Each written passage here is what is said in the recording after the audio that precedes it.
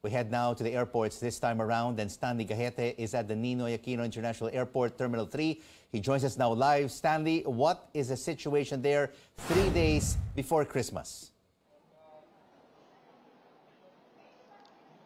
Rico, people are coming out of Metro Manila by the thousands ahead of the holiday break, and most of the people we've met here said that they arrive at NAIA Terminal 3 for about 5 to 6 hours prior to their scheduled flights. This is to avoid heavy traffic on the roads and long queues at the airport. Data from the Manila International Airport Authority shows there were around 20,000 domestic flight passengers over the past few days here at NAIA Terminal 3, a 6,000 increase from the number recorded on December 1. Airline officials say most of their flights are now fully booked, with bookings at near capacity and a 90 to 95% load factor until the middle of January.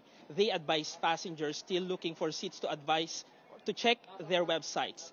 The MIAA recorded from 8 to 11,000 outbound international passengers from December 1 to 21. It said flight delays have been manageable despite tight air traffic. The MIAA recorded more than 744,000 domestic passengers since December 1 at Terminals 2, 3, and 4. This is higher compared to the number of arriving passengers, which was at 688,000 this holiday season. Most passengers said they had a much better experience at the terminals now. There are no more X-ray machines at the entrance of the terminals, and passengers can now go straight to the check-in counter.